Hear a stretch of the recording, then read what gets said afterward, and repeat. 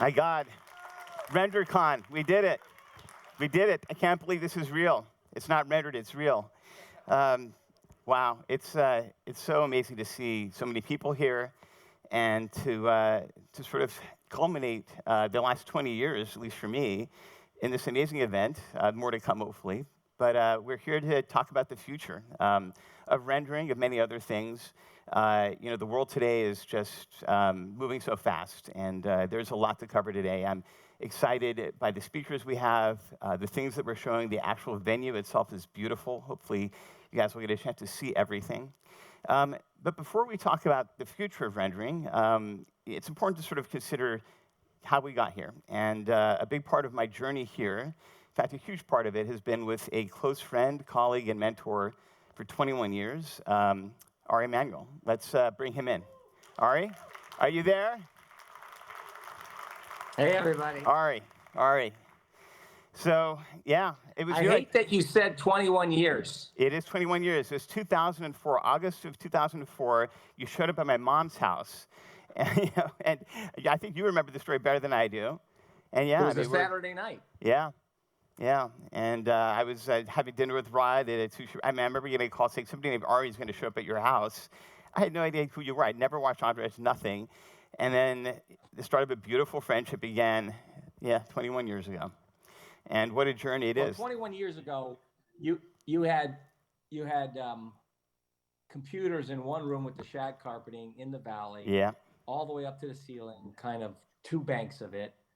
And you were showing me a Star Trek ship floating through just a web. It's like a portal. I don't remember exactly what it was. Yeah. Web portal. And you started, at that point, you put diapers on me about CPUs and GPUs. Yeah, I sort of onboarded Ari to the GPU world back in 2004. And I took a patent. That's my first patent, was on the enterprise going through one window to another, which was, one of many things that I was working on 20 years ago. But yeah, that's where it began. And I remember also early on, I wanted to work in films and things like that, but I remember I told you I needed 2 years of hard coding to get GPUs, cloud rendering, all this stuff to work. And I had you, in 2006, I told you, I'm ready to really get OTOY started. And that's when we began, getting in more people and everything. But it's been crazy. I mean, the movie business, of course, has changed so much. I mean, everything that we were doing about, trying to get all that to change. I mean, how do you see the film business right now? What state is it in from your perspective? Well, let's just go back a little bit. Let's go back, because then you started doing, for Transformers, 2007. You started making little shorts for Transformers, and at that point, I think I sent them to 3 directors. I think I sent it to Michael Bay, David Fincher, and J.J. Abrams. And they all were like, I don't know if you're going to show them, but they were all blown away by what you had done. I didn't know if those were on GPUs, but or how you. They were. There was all early GPU rendering. 2006 and 2007, and we both showed them. And then right after that, who was the guy that had stitched together all the computers that we thought was competition, and then it didn't work? Online. Remember that Steve one Perlman. guy? Yeah. Online. Yeah. 2009. That was a thing. That was a joke. Yeah, well, it was. Yeah. I'm not going to say it, but it's crazy. The sort of battles that we've been through and things we've seen come and go over the decades. I mean, Steve Perlman, he was friends with Fincher actually, and he had a capture system like Lightstage, a little different. But it's funny. I mean, 15 years later, people don't even remember it really. But the thing that's funny is that the GPU is always at the center of it. And I think in 2004, when we first started this, NVIDIA's worth $3.7 billion. It's 1,000 times that now. And, the world is not GPU rendering. They were only at that point, I think, doing video game chips. Yeah. I recall. Yeah. And it was Fincher, actually, that got us going. Because, the way that I ended up talking to first AMD was through David Fincher. He had contacts, at AMD, and I started doing demos. And then Jensen, the CEO of NVIDIA, got wind of that and pulled me over to the NVIDIA side, and that's how we sort of got going with him. But it began really, I mean, all the doors you opened at the very beginning really led to all the things that came after through these weird sort of circuitous But don't you paths. remember we also talked to, I was in Abu Dhabi, and we talked to the CEO of AMD at the time before I don't remember. And then we met with the one group there, and we tried to help them redesign their GPU kind of processing power. Yeah, We couldn't AMD. get done. It was Dirk Meyer, and then it was the first the founder of AMD. Dirk Meyer, that's right. Yeah, and I was on stage with him, and then he got fired a week later, 2 weeks later, which is so the original plan with AMD was we were going to build a GPU cloud. In those days, it was unheard of. People thought I was crazy. GPUs, what? In a server? No, and they didn't see it. I mean, he saw it, and then the board fired him. I still didn't really understand everything you were saying. I just went with it and put you in rooms with people. Yeah. And they kept on saying, this never is going to happen, never going to happen. It's kind of a crazy path to where we're at now. Yeah, no, there's a lot of it'll never happen. And you put me in the room, and I remember there's some early Pixar guys saying you cannot do ray tracing on a GPU; it can't be done. And now it's done, right? So many things like that. But yeah, it's and of course now we have AI and people are so accustomed now though to the power of the transformative power of technology and how it's affecting everything. But I still love for me, I mean, all of this started because I wanted to make games and movies with technology that was magical. GPUs helped with that. I mean, it was a way of, if you think about taking an old system on a CPU and putting it in parallel on a GPU, you can unlock all these problems, including AI, including rendering, and we've been doing that. And I remember, do you remember I did a chatbot in 2008? It was very similar to ChatGPT. It didn't use any of the newer stuff, but the idea was that could be on a GPU, and I had to pick two paths. Do I focus on rendering or AI? And I was like, I'm going to do rendering because it's just easier, and the world's probably not ready. I don't have enough data to feed anything in, but that was an early decision. So I feel like we've been. I remember that. Yeah. I mean, one of the other things I remember is we had a lot of meetings with studios. Yeah. And we talked to them. You capture one, if you use the light stage, you should capture all these assets. Yep. And then you could continually use them. So one, it would bring down costs. Two, you then could use it for the movie and then simultaneously build the game around it. Yep. And they could come almost out simultaneously as opposed to the structure now that takes so much time. And they would control those assets into the second movie, third movie, if the movie worked. So I think people are getting there now. I think with AI and your processing right now, that people are understanding what the potential is, especially, I don't know if you're going to show the Star Trek stuff or any of the other stuff that we've done.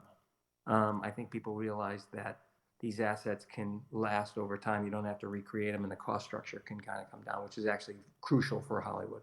Yeah. No, it is. And it's funny, I mean, over the course of Light Stage, I think we scanned in every actor. The Light Stage has done every Marvel and DC movie. We scanned in The Rock 5 times, and I think, he's your client, right? And he would, the 5th time he's telling Clay, Light Stage. Also, Robert Downey you did. Yeah. Yeah, I mean, everyone, multiple times. So that was when, before COVID, I remember we were talking about, why don't we just have the actors own their likenesses, because that'll matter even more when AI and all these things. And we started on that process, and we were talking to everyone, from Tyler Perry to Kim Kardashian, all these. But I do think that now, this is the year where AI just explodes everywhere, and I think people are really sensitive to that, and all this groundwork that we've been laying out, I think is going to play out in a pretty relevant way. So, well, everybody also realizes they don't know how to control their destiny, but they know that they have to. Yeah. And especially for actors, we're not there yet with writers, but I think we'll get there. I think it's less using render, but for actors, for sure, I'm probably eventually directors owning their image and being able to control their image and their estates controlling their image into the future, I think is crucial. Yeah, it is. And we're, the Starfield project that we're showing, I mean, we have one actor who passed away, which is Leonard Nimoy, and we have his son Adam here, who's going to be talking about his father's legacy. But, it is interesting. The Starfield project we just did, we had the SAG agreements done finally, and we brought that to Shatner and the Nimoy estate, and we did it. And it was, it was one of the first tests of how digital replicas can work in this new world, and it went really well. And I think that, you opened one door, which is pretty crazy, is show it to David Ellison, right? And we did, and he, I think the response there was really positive, but also talking to him, it was interesting. Clearly, he's so tuned in to all the different things that are happening, and he honed in on the fact that what you're doing with characters and faces is something you can do in real time. I've never seen that. But obviously, just given the transformative things that are happening, I think even studio heads are just really aware now that you have to think about all this new technology. So it just seems to be playing out in these different ways across the board. I think it's also the case, because last week I started talking to I'm going to mispronounce his name, maybe Sharim from now the White House, who's dealing with how to deal with copyright, trademark, et cetera. And the White House is thinking about, because it's, entertainment is such a big export for the country. Well, you used to represent the president, right? How they balance between technology companies that are doing AI and the Hollywood, and kind of factoring in that line between everybody, and the process and the royalty structure. I think it's hard, but they're starting to think about it. They're talking to a bunch of lawyers about it, and I'm gonna have them get in front of the guilds to think about it, so that there's a system by which everybody can benefit from them. But for sure, into the future, actors have got to go through your system so that they can control their destiny. Yeah, I mean, that's what Render is all about. OTOY and Octane were where we began, but then Render was like, let's use all these GPUs, even if it's not Octane or Render, right? OTOY's Render. Let's just bring it all together. And one thing that the DeepSeek stuff showed is that you can run even this stuff that OpenAI was doing on much lower end GPUs. The whole premise of what we're doing a lot of our talks today is that, yeah, we can run on these lower end GPUs, also made by NVIDIA mostly, but also Apple, and distribute all this compute power. And maybe the whole, Silent thing where you're trying to build a $500 billion data center doesn't have to happen in 3 or 4 years down the line as these GPUs get better. So that's definitely, our plan. And on that note, I think I want to get into the slides for everyone. And I love you. Thank you so much for being part of this amazing day. I mean, we're opening with you. I'm so happy it's only 21 years, not 25, so I can actually think that I have a couple more years left in me. Well, no, I think we got decades left in this adventure. I love you, Ari. Thank you so much for joining us. Thanks, Bye. guys. Enjoy, Ari, everyone. everybody. Yeah, I mean, this journey that I really began with Ari, and it has been 20 years. So I want to take the next. I got 43 minutes, which is going to be hopefully enough to cover my my tech talk.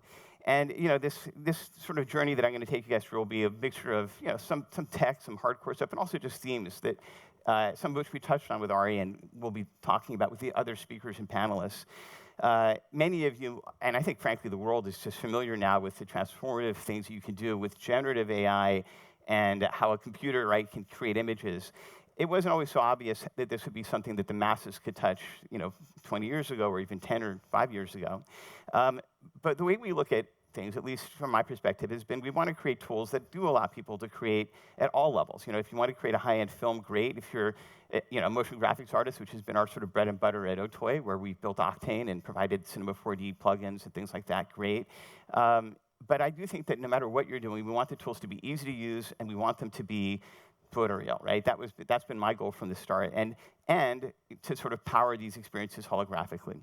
That 20-year journey, I mean, we putting GPUs in the cloud began really on stage with.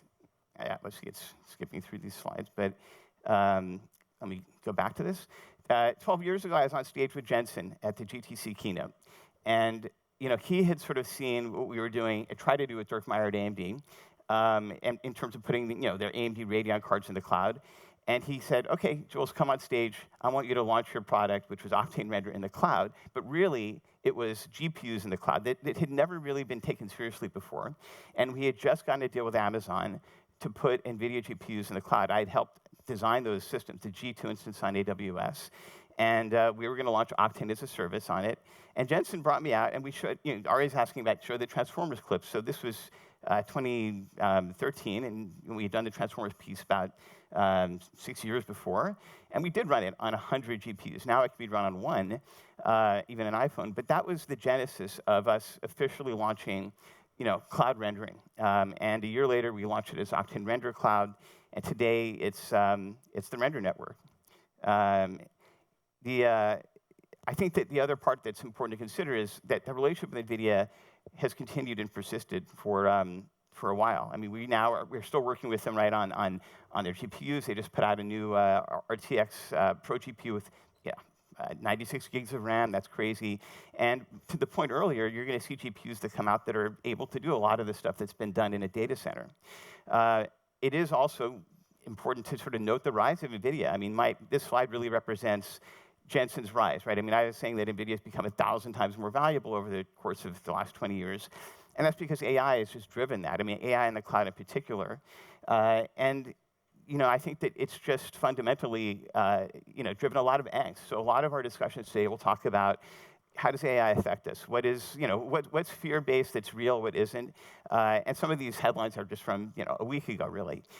You have luminaries, many of whom I think have good takes on it. I mean, you have James Cameron saying that effectively, policing AI is really about the output, not the input, not what it's trained on. Because the truth is, that genie is already out of the bottle. There are companies in China and Singapore where there's no laws about using any IP to train an AI model. Those things get put online. Anybody can create content with it. And my premise is that those tools are just new tools. They're not necessarily going to replace, the highest end art that you can do. And, from perspective of studio head, right, which we're just discussing with Ari, I think her point is, it's still a human-centric world. Humans creating art for humans is what matters. And I agree with that 100%. Now, some people think that maybe that's not going to be the answer either, and that anything that's done with this can be useful, even if it's not really thoughtful or it's just focused on memes. Maybe, but one thing that was really clear is that of all the things that GPUs were really being pushed for with OpenAI's work, it wasn't until they started doing image generation, and that became massively popular, right, with this meme factory that came out a week ago, that you started to get, Sam Altman saying, my GPUs are melting, I need more GPUs.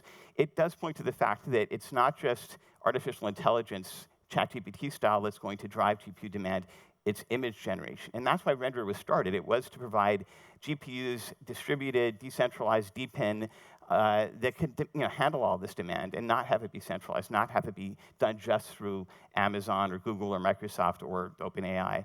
And I think the future for decentralized, and this is a huge part of why Render exists, is very likely and trending our way. The first thing is you do have GPUs from Apple, for example, that have 512 gigs of RAM. You could stick two of those together. You've got a terabyte. That can run the full DeepSeek model, which is as good as anything OpenAI is doing. You have NVIDIA putting out cards that have 96 gigs. You can chain them together to get 192. That starts to give you enough to run a lot of these newer models. The other thing that's changing the world is that a lot of the compute power, right? Render is there to take on as much work as possible, and the more work that goes on the system, the better the render economy does. And things are trending very clearly towards not spending all this money and time pre-training a model, but doing it while the model's actually running at inference time. And all the stuff with reasoning that you're seeing with O1 and DeepSeek R1 is using the GPUs that you're talking to, right, rather than having it all pre-trained. So that means that the hardest thing to do on decentralized training is something that we can move to the endpoint. And then there are even newer techniques. And this one, I don't know if you guys saw this Tom and Jerry 1 minute AI generator. This is crazy because it's doing the shots, right? It's planning out the 1 minute video and it's picking the shots. And the way that this works, and the breakthrough here, is that it's not pre-trained on it as much as it's training itself while it's running. So doing test time training while you're running the job, basically it's learning while it's thinking, and versus all doing this in a pre-step. That's a lot more like how we think as humans, and that's leading to these interesting breakthroughs. But all of that, again, is something that can run more on a single GPU node versus having it be locked into some sort of massive pre-training step. And then you have something called AI agents. I don't know if people that are not in the AI world are tracking that, but basically you have an AI that connects to these services and does things. And for 3D content creation, it can talk to Blender, right? There's an MCP, this is the new API for AI that can run Blender 3D jobs. And this is great because one thing that AI could be useful for, instead of just generating a single image, is can it help assemble a scene? Can it be given certain tasks that could go right into the 3D tools that we as artists use? And for sure, that's already somewhat possible with these tools. So we're seeing this trend sort of accelerate. And I think also, in order for that to work, you want to have multiple, you don't want to have a single polarity of compute. You want to have multiple GPU services out there that can interact. And that trends towards decentralization. That's really where Render comes in, right? I mean, we built this system and launched it 8 years ago to handle the workload for rendering, to leverage all the millions of GPUs that NVIDIA and others have been putting out as consumer GPUs. And I want to sort of showcase some of the things that have been done on Render and also a little bit with Octane. For those that aren't that familiar with rendering, it is used for film, CG, and movies, of course. One of my favorite things that's been done on the Render network was the recreation of certain shots for the 2022 re-release of Star Trek: The Motion Picture, my favorite film. I see it, David. I mean, this was done in Octane, didn't even know about it until there was a support ticket, and it was done on the Render Network. So Final Frame Films for studios, I guess this was, you can see the timestamp, 2021. We also have been doing, as Ari was mentioning, this Star Trek project. It's been featured, by Apple in a couple of the keynotes. We can even take these assets and render them on iPads now and then send those to the cloud. And another huge driver of what we've been seeing with Render is doing these high-end renders for things like the Apple Vision Pro, also related to the work we're doing with the archive for Star Trek. And those renders are just massive. I mean, to render something that's panoramic, that's spatial, pushes things even beyond 16K sometimes. Also, I want to note this. This is beautiful. This was done in Octane. The opening of Severance for seasons 1, and you just found out season 2.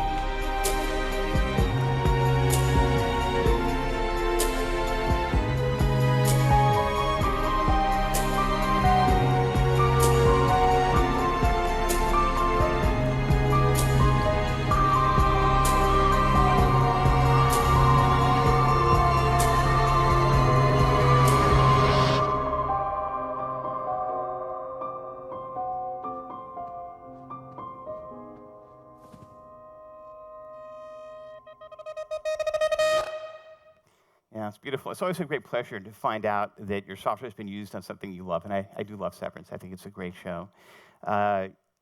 Also, the Sphere, right? That's 16K by 16K giant set of LEDs. And in fact, MSG was an investor in OTOY because they were, before they had the Sphere, they had similar large format venues. And this is the kind of stuff that Render is absolutely awesome for. We've also had NASA use Render, which is something I'm very proud of and I love. And just looking at some of the recent technical achievements, I mentioned earlier, it's not just our, Octane OTOY's Render, it's also Redshift, which is now fully launched on the Render Network, and there's a huge chunk of the motion graphics industry that uses it, so we're very proud to work with Maxon on supporting that. And we also have recently taken out of beta Blender. And Blender is really interesting because it's got 2 million users. I think there's a huge market, in fact, and so we're pretty excited that we've launched Blender Cycles on the Render Network. In fact, I want to sort of take a minute to talk about our relationship with the Foundation. We've been backing the Blender Foundation for 2 years. That's Tom, the creator of Blender. I think that the future of a lot of what we're going to be talking about connects to Blender because it is open source. You can build, for example, it's pretty straightforward to build AI connections to it. You can modify it. You can run it in all these different environments. So for us, and even though I think there's many more steps, investing in Blender, making it work better with the Render Network, even with Octane, possibly other renders, has been really important.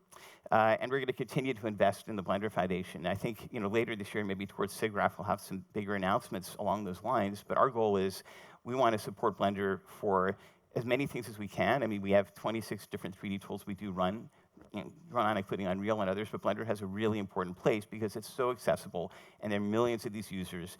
And it is crazy the way the Foundation runs. I mean, the way that Todd set it up, it is truly like Wikipedia, but for 3D rendering or 3D content creation.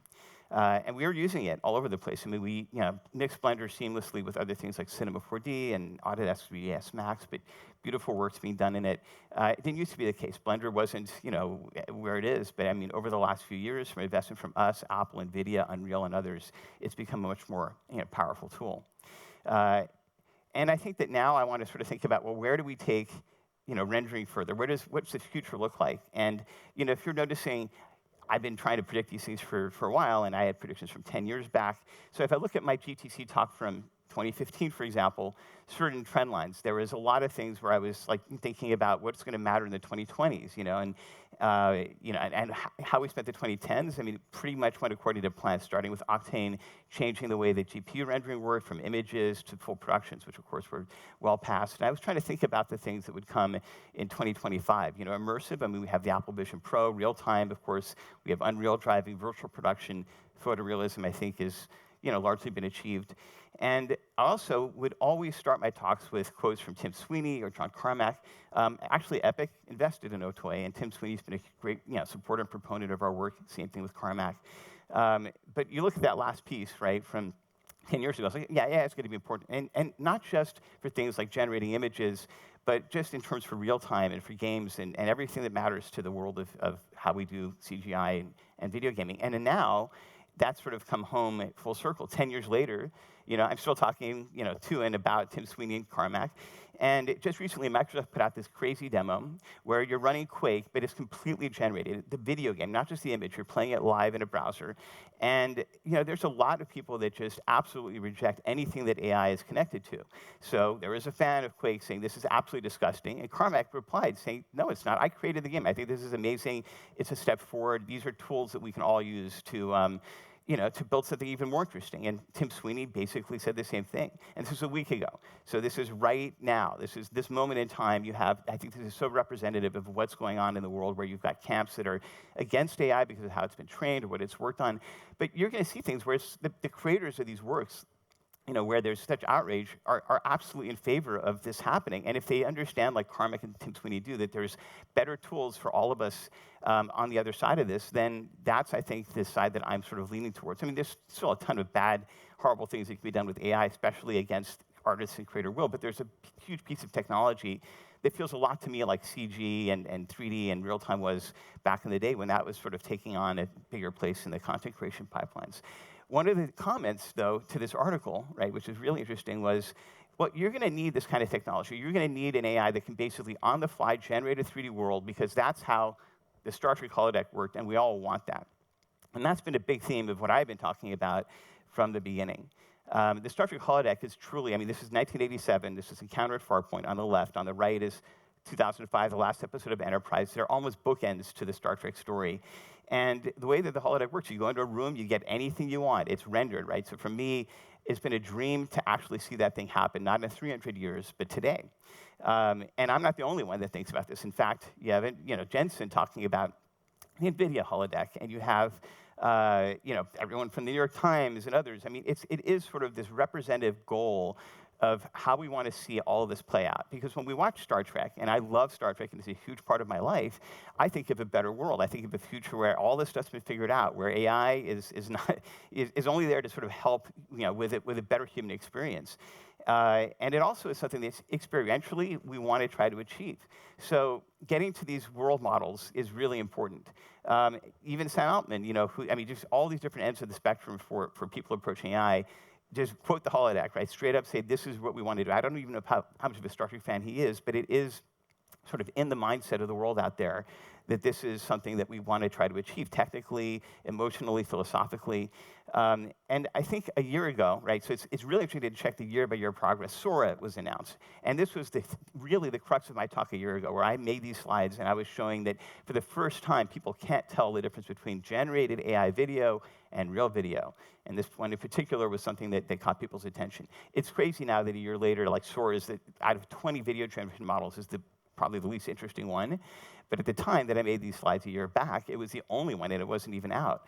But one thing that I mentioned back then, which was super interesting, was if you look at what these video generation models were doing, you're seeing that there's 3D consistency. And even more so, I was like, well, wait a second, let me grab this sort of thing. Let me see if I can extract a 3D model out of this, because I think the AI has a model in latent space. And I did. That's me taking the, basically generating a NERF, neural radiance field, from just one frame, or a few frames of it. And you can absolutely see that the AI does have a 3D model. And this points towards the future where, yeah, you can have AI render a scene. Now, is it traced, or is it handled with neurons? That's a big question. That's a technical question. I think it's going to be a mixture of both those things. And that gets back to this big trend line towards what is everybody saying they want to do with their generative models, world models. In other words, everything is generated in real time, on demand, and that does feel a lot like a video game. And ultimately, as a video game developer, as a content creator that uses CG, this is something that feels like it's important. And the paper that Microsoft put out in conjunction with showing Quake running in real time was talking about their early steps. But I think it's important to talk a little bit about the core pieces of the technology for how this would work for artists creating 3D. So instead of having a 3D model as we traditionally think of it, you train an AI on what the model is, maybe different viewpoints, maybe send it the mesh. In our case, when we were doing early tests, we would just give it 100 images. It would then create, not a Gaussian splatter over, but an actual latent space model in memory, in the neural network, in this tissue of connected things. It knows what the enterprise looks like, and you can ask it for a view, and it can render it. If it's trained on just that, it looks a lot like a 3D model. And that's the kind of stuff that is much more interesting for all of us as content creators than just hitting a prompt and getting back an image or a video. So, this is a huge part of the future of rendering. One of the coolest parts about how this works is that you can take a photo, any photo, right, from history, like the Apollo 11 moon landing, and you today can go to ChatGPT, and they just put out 2 weeks ago this image generator, right? The more interesting for me is that you can test how good that image generator is in understanding what a 3D model is of the photo you're sending. It's really good, actually. So you can give it this photo. It'll give you a wireframe of it. It has a basic understanding of the scene, which is what I was saying a year ago, right? There's a 3D model somewhere in latent space. If only you could extract that and use it as a 3D model in a game or in a 3D pipeline for content creation, you'd have something amazing. And that's what OTOY is working on, and that's what we want to build for the render network as a tool. So the problem is, though, that AI is a little bit messy. Even the ChatGPT thing, right? It starts to lose track of what the original image is. It drifts. It becomes, you get a finger added here and there. It's not great, but there is progress being made. So this is something that's a huge breakthrough, I think, technically. We can take an AI. This is just generated it from Higgs, a new service that I use. Can generate an image, but I can take that generation and I can bring that now. On the bottom is Octane, our software, right? And I can run it in the traditional 3D scene. Octane's a little grainy because it's running real ray tracing, and I can move it around and I can treat it like a 3D object with the reflections and all that. And that's a huge breakthrough. So if you can generate something, not just a simple 3D mesh that doesn't look like the original, but anything that AI can do can come into the scene as a 3D object, that's a big deal. And that makes creating things, let's say, with precision and control much more interesting. So if we wanted to recreate a scene in history, for example, from the 40s and World War II, you can give it the mesh of the boat. You can basically mix and match different pieces together. But ultimately, the idea is that it could be rendered like your traditional CG pipeline. And this is much more of a useful piece of kit than I think anything that I've seen from the pure generative models. I mean, it's great for meme generation when you can type in text and get something back. But even talking to the guys that that created Flux, the image generator, and there you go. I mean, you can do a lot of crazy things with a mixture of neural rendering and traditional 3D.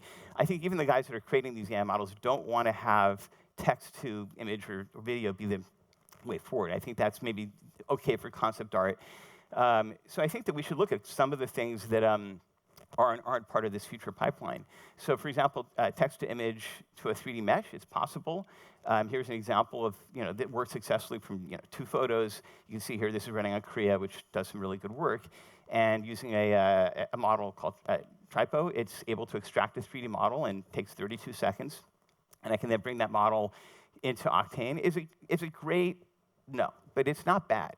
So if you're just doing blocking things or concept art and you want to give it an image and give back a 3D model, this works 25% of the time, and it's okay. But it's interesting. This is so much better than it was like 3 weeks ago. I mean, this is how fast things are moving in this space that 3 weeks from now, I'll probably have a whole different set of slides if I were to give this talk again.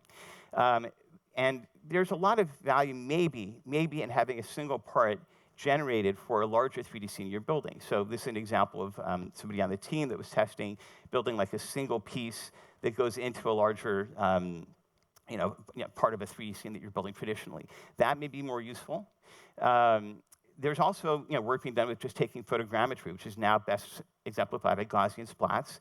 And those are really good. I mean, those are much more towards, they're closer to the neural rendering pipeline that we're imagining and we're about to show more work on, but you can't really relight these things. That's one limitation. And I would say the text to image, the stuff that we're using and seeing this, online and all these different services, where does that fit in? I mean, the thing is, that's neural rendering, sure, but it's to 2D, and it's hard to control because it is 2D, right?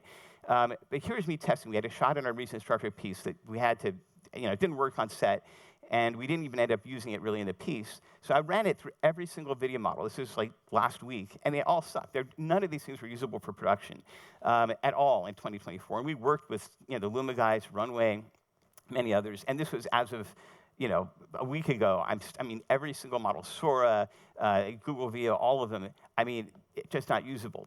It only was 2 days ago where I was finally able to get one. This is off of Higgs, that gave me something that actually worked pretty well. So these things are moving forward. But what I really want is just give me the 3D scene and let me then mix and match it like I would as a 3D artist, so that the artist is in control. And that's basically what we're working on. And there's a lot of parts of the production pipeline, even outside of CG, where the technology that OTOY has been working on and that we want to also bring into render makes sense. The render network, effectively, we're adding all the services. So if you want to use one of these generative models even in Octane and launch something and bring back the data, you can do that. We've added those. But I think that we're going to be building on that and shipping many more interesting pieces in the coming months. Here's an example of something that goes right back to the practical world of prosthetics and makeup. And if you've seen anything we're doing on the Starfruit pieces, I call the face replacement digital prosthetics, because it truly is something that is coming from the world of makeup and the physical. So I had the team test this. I've been showing different slides of makeup transfer. I love to show the penguin. Colin Farrell gets transformed into the penguin. It's an actual physical prosthetic. He spends 4 hours in the makeup chair. And one of the things we wanted to change was, is this necessary? Can we take something like this and simplify this so it doesn't take 4 hours? And so this is just an internal test that we were doing to see if we could even build that model. And we didn't, we just basically did photogrammetry on pictures of the sculpt. There it is back in Octane, right? So we have the 3D model of it. And I just had the team just give me a digital prosthetic that is mapped, no dots on my face, so that I could just try this out and see how it worked. And this is in real time, by the way. This is running on a single 4090, and I am now the penguin. And it's a makeup thing. It's not giving me the penguin's face. It's putting the actual physical prosthetic, that 3D model, on me and matching it in real time, giving me the teeth even, right, which we also had the team build.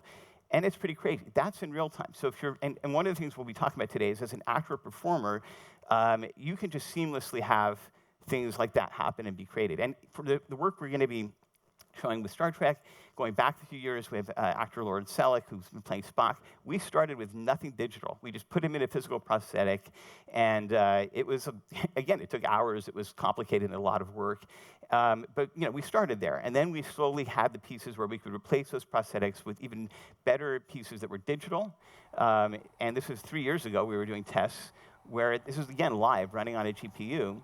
So Lawrence could see himself as Spock on the monitor, and this was without the without the physical prosthetics. I think one of the first tests, and it looked really good, really good. So from there, we also been looking at, can we take scenes and scan them in and bring them into Octane as really high quality 3D assets, relight them. I mean, we could sort of do that for static stuff, that was scanned in the light stage. And now what we can do is, for example, this is a 6K render. What you guys saw with me in the penguin mask was real time. But this is a full head replacement, and it's beautiful. I mean, it really does hold up well, and that, I think, is something that's pretty unique with this tech, is that you can use it for full production, and it looks absolutely amazing. The other part is it's not a deepfake, right? It's a 3D model, so I can take the actual thing that I'm seeing, and I can even include that with the scan of the set and the actors I'm doing it, and I can move this thing as a 3D object in real time. That feels like a traditional CG pipeline or even a video game. And by the way, this is real time for, in the last piece we did, Spock was old. It was, 80-year-old Leonard, basically. And we basically didn't have any really great reference for that. So we built a 3D model. We scanned in his life mask. And that was the basis for how we did the Spock prosthetic. But you can see this is, this is a full 3D model that I can look around, and I can bring that in Octane. This is the latest nightly build of Octane in real time, and it's incredible. So this is not just for final frame rendering. This is something that could be used in the future for games. I mean, this is running on a single laptop, and it's incredibly powerful. We can also relight it. Remember, I think Gaussian splats are really great, but you can't relight them easily. This can do that. And so this is a great example of where tech is going that effectively empowers artists that have existing tools with existing workflows with something that I think is pretty magical. And of course, a lot of this goes and touches on the ethics of what we're doing with the kind of technology where we can take Leonard Nimoy's likeness and put it on Lauren Selleck and do these pieces of content in video games. And I think there's a lot of philosophical discussions, some of which we're going to have on our talks today, about what does this mean? I mean, you have people that are looking to start relationships with AI and have even sort of committed to that lifestyle. And there's so many crazy things that this affects. But I go back again to the world that Gene Roddenberry created and imagined, which was beautiful. And there was a moment in my favorite movie, Star Trek: The Motion Picture, where there's this decision where Decker, one of the characters, decides that what AI is missing is love and the human connection, and merges with it and goes into the singularity. And it's this beautiful moment that I love in the film. It's deep, it's profound, and it's the unknown. And it does almost, to me, represent an ideal introspection of what it means to be human, what all of this possibly can mean for us in a positive, optimistic way. And by the way, Kirk doesn't join. He just keeps going and living his life. And in Gene Roddenberry's book about the movie, the one and only book he wrote on Star Trek, right, Kirk is there to sort of almost show people, like, you have to go out there in the world, you have to explore, you have to bring in new data. And on Earth, in the Star Trek novel that Gene wrote, there's people called the New Humans. They live in VR, and it's just, there's a cycle where these don't have any experiences that sort of add to the staleness of their lives. So lots of great philosophy in Star Trek. A lot of it encompassed not just in the motion picture film, but in the novel that Gene wrote. As Ari and I mentioned, I mean, and here's Amat who will be speaking on the next panel with me. Standards are important. Working with SAG and all these other organizations, really critical to create the frameworks where there's sort of clear lines between what you can and can't do with AI, especially people's likenesses. But we're just at the beginning of a pretty crazy journey, I think, into that world. And I think I've talked a lot about, of course, the impact that Star Trek's had. I want to actually talk about the project that we're doing, which really started with my best friend, Rod Roddenberry, sitting in the front row here 20 years ago, to document in any way we can the life and work of Gene Roddenberry. And Rod's been doing this for years with documents and photos and things like that. And even 20 years ago, I remember, I think the enterprise that Ari saw was actually something that Jeff Holman, who's artist that's been working with me for 20-something years, had created for Paramount. We've been playing with these pieces for a while. But about 3 years ago, we decided to go full tilt and have OTOY work on just rebuilding everything digitally, everything from the world of Star Trek. Right? So a lot of the things you're seeing about this project came from that intention. And so, yes, we have these incredible documents. Gene Roddenberry writing letters to Steve Jobs, photos of the cast and crew during the filming of Star Trek. So the archive itself was created. Rod invested in OTOY 15 years ago, and I consider that as an endowment. And that did help, start this project where we were starting to build 3D models. We focused a lot on the enterprise, because it is, in some ways, a character on the show. And not just on how it appeared in the show, but also in production. Like, this is the set where it was filmed, and this is a 3D model of it, so you can explore that. And one of the goals that we've had from the beginning is, let's build the actual motion picture enterprise. Why? Because we have the deck plans for it. Lord Johnson, that's the only ship that we have every single piece for. And it's taking us years, but we eventually want to have a full, complete digital double of that ship, life size, right? For me, that's a passion project. And we're doing it. I mean, we have almost all the interiors that have been, you've seen on screen, built. That was actually 3 years ago. We're building the entire universe around it. So it is, in some ways, a virtual world simulator that's in the universe of Star Trek. And you can see these beautiful cutaways of the ship. It sort of drives, for a Star Trek fan, I think, a lot of strong feelings of imagination, and just seeing this world come to life has been just a pleasure, both, I think, to have the experience as a fan's perspective, but also creating it. This is the interactive portion where you can go on the set and see and experience it. But there's also a lot more than just that original Enterprise. I mean, there's all the designs that went into it. When we're talking about the meta version of it, we're talking about the history of Star Trek, which is there's 14 Enterprises, right? So if you just look at some of the earlier work, you can even see you can do time lapses through the world of Star Trek. And that's the thing, is I think the future of content is multimodal. I mean, you want to, of course, see movies and have this story told. That's why these things matter. But if you love what you're seeing, like many Star Trek fans do, then being able to explore that world in almost the same experience, which is what the archive represents, is beautiful. And to Ari's point earlier about this goal of, well, what you film and what you create for movies is something you can reuse for video games. I mean, we effectively have that working today, and using that for this project. These sets you're seeing, we can run that on a volume and an air wall, which we have in the venue, and you can try yourself. And we can actually film things on there. When we launched the archive, it was, people loved it. We had like 4 million visitors in the first week, and Smithsonian, everyone was delighted by it. And we eventually worked our way towards pulling a VR version of this thing, and we've official licensee from Paramount for this immersive experience license, and we launched that with Apple, launched the Vision Pro in February of last year. If you are able to see the Vision Pro that we have set up there, you can see this experience, which is you can see the world of Star Trek brought outside of outside of it and brought into the real world, and this is a beautiful and amazing experience. And to my point earlier about things maybe moving towards a holographic future, I think this is a really important way of testing that. I mean, the Vision Pro is still early days, right? There's under 1 million of these out there, but if you want to experience what it would be like to see things in your space with the highest fidelity possible today, that's the device to do it on. And it's been a challenge, really, to sort of build the right pipeline for this and do the content. I mean, it's just, imagine if you actually had the holodeck, how the UX for that would work. It would be pretty crazy, right? But we're going through that, and of course, the challenges for rendering things at this level.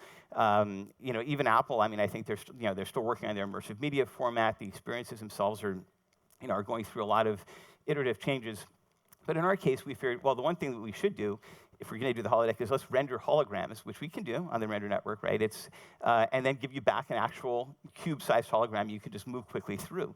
This is one of those cubes. This is a light field. It's effectively a really quick lookup table, which would be like a digital hologram, and we can run that on the Vision Pro, and you can see that in the archive, and we can do that for anything. This takes a lot of GPUs to render, but again, easy to do on the render network. Going back to the parts of the archive that sort of led us to where we are today, we started to do, in addition to these beautiful documentary pieces and letting people explore the world of Star Trek in 3D and Gene Roddenberry's other works as well, we started to put out little vignettes that would accompany these other pieces. And we've done 4 of these. The third one, which I'm going to show here, we put that out right after Star Trek Picard Season 3, where they just showed the Enterprise D, and it turns out, oh, this thing was recovered from the planet. In the novels, at the moment of Kirk's death, and even in the comics, right, Spock goes to visit Kirk's grave. This was something that fans knew about, but it was never shown on screen. So we figured, as part of the archive, let's do something that touches on all these elements, and let's put this out there shortly after this episode airs. And I'm going to play this next, and we can take a look at it. It's 2 minutes long.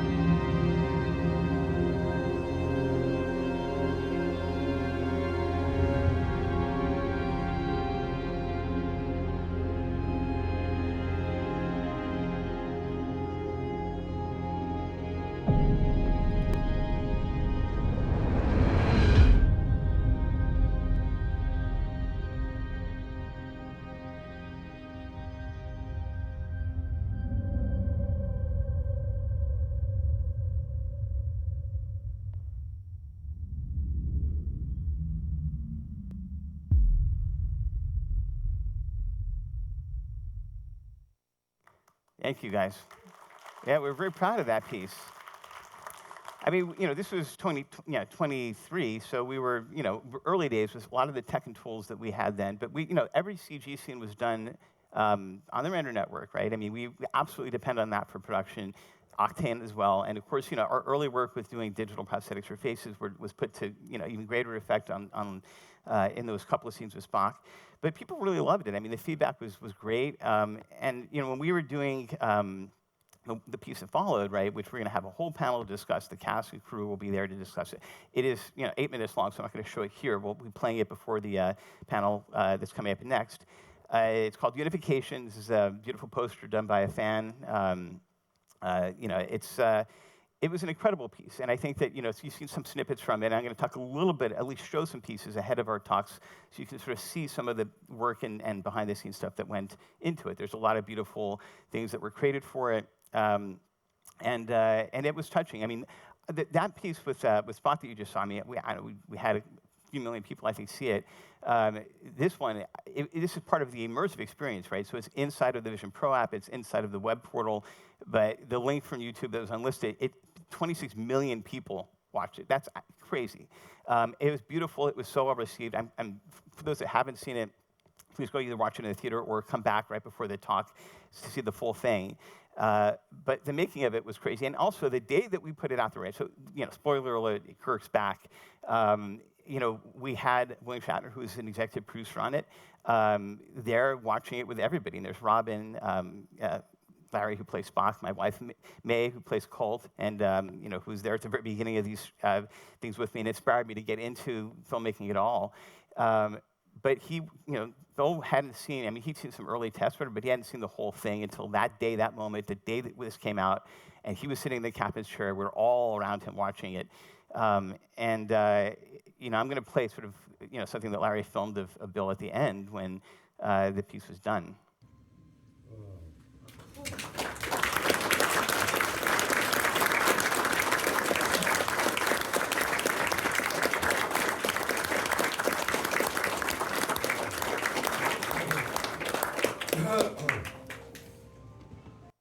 Yeah, it was emotional for all of us, and it was very, very, very nerve-wracking for me because obviously this was bringing Kirk back in any way, shape, or form was crazy, and it took a little bit of time to even have him, agree to do this at all. But we've been working with him for years. We'd interviewed him for the archive, and in fact, what inspired Unification for me was the last minute of his interview that he did in March of '23, where he said this. We were brothers, and I loved it. It's about Leonard. And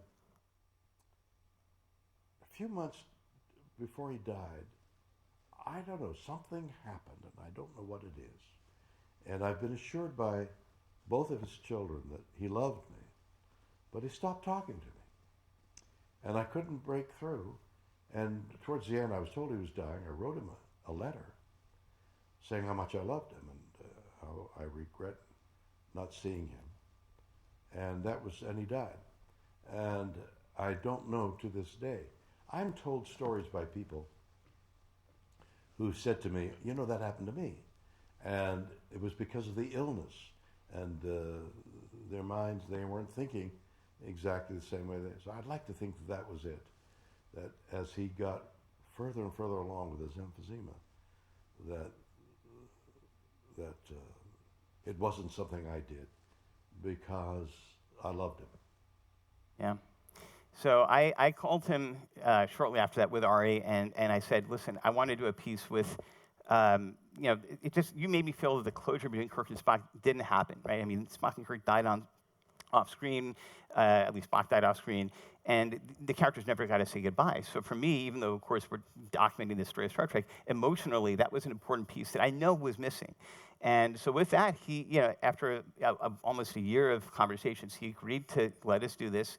And we even considered and gave him the option of coming in and de-aging him, which we can do. In the end, he effectively chose to have an actor play a younger Kirk. He did provide guidance on using his voice, but Sam Witwer, who's an incredible actor, who'd been working with me for 2 years before we put out this piece to be Kirk and help us with the actual technology for the digital prosthetics that you guys are seeing.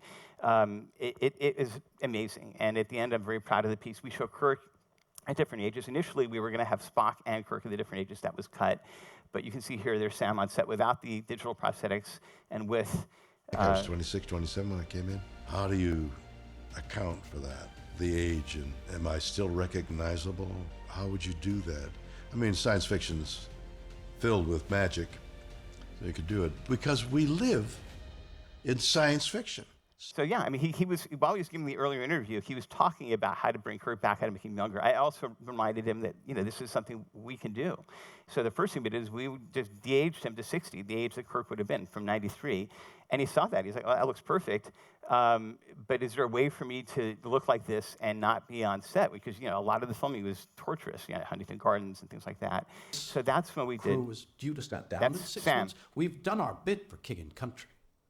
Talking, right? So, you know, we didn't have them talking the piece, but you can see that we actually can do voices and everything really well. And when Bill saw that, he's like, just go with that. You know, it de-aging me and having Sam effectively do the same thing, you're going to basically have a better system there, and that's how we proceeded. So the crazy thing is, it's real time. So here I am. This is on a 4090 laptop. Sam this is the first time we're actually testing him as Generations Kirk, and it's just mind-blowing. I mean, I posted this on Twitter. For Spock, it was a lot more challenging. As I mentioned before, we had to build a 3D model of Leonard at that age, and, you know, for Spock Prime. But, you know, we did it. And then we also brought in Robin Curtis from the legendary Star Trek actress, and brought her in as an older version of her character, Saavik. There's a scene that was cut, which is from the early Voyages comic book that was meant to sort of describe what's going on in the piece, where she's de-aged. And this is from the set. It's pretty amazing. She is precisely the young woman who vanished that day aboard the Enterprise.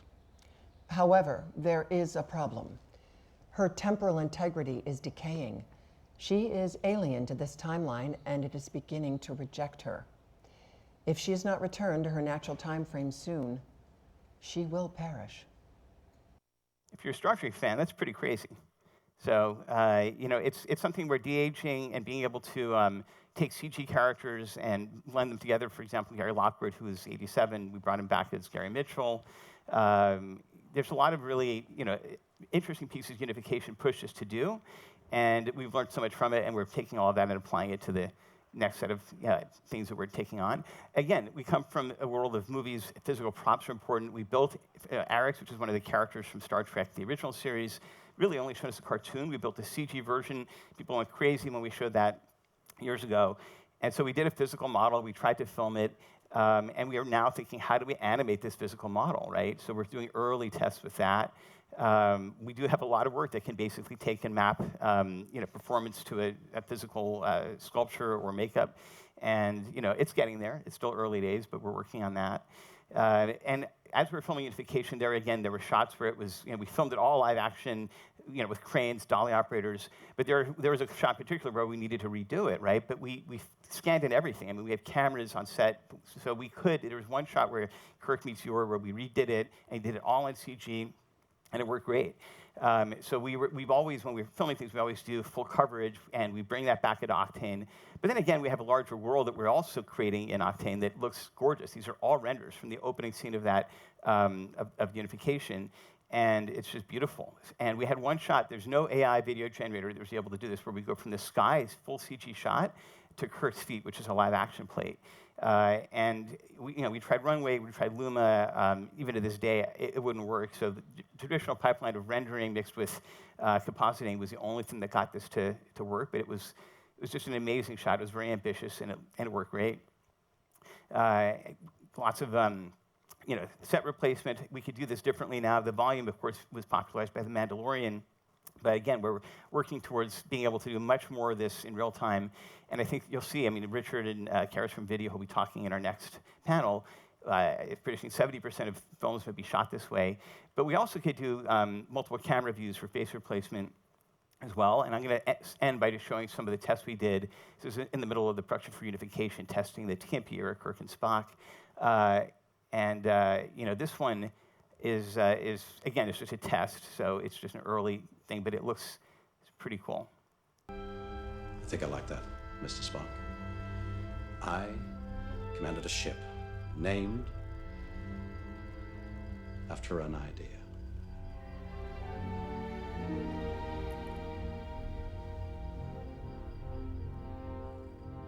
not bad for last year, right? So I think that if that's something, and remember, everything I've shown you, you can move the camera around. You can basically experience that in the holodeck. That's the point of making films that are leveraging this technology. And the artists have full control. You have Sam and Larry playing Kirk and Spock. You have artists building these sets. It's an artist-driven pipeline.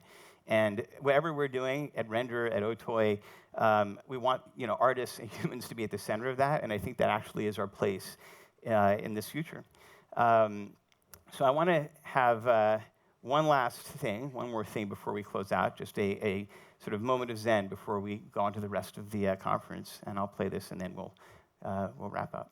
Things that we see on Star Trek at the holodeck. What kinds of things can you imagine that are partway there that could be much better than the 3-window iChat that we might see in the next 5 or 10 years? Well, I don't think Steve's going to announce his transporter. I want Star Trek. Just give me Star Trek. Amen. And I think that's the future that we want to. So again, I'm so excited for you to all be here today. We have some incredible guests and panelists. We have an incredible venue. And thank you for being part of this important day in the journey of rendering.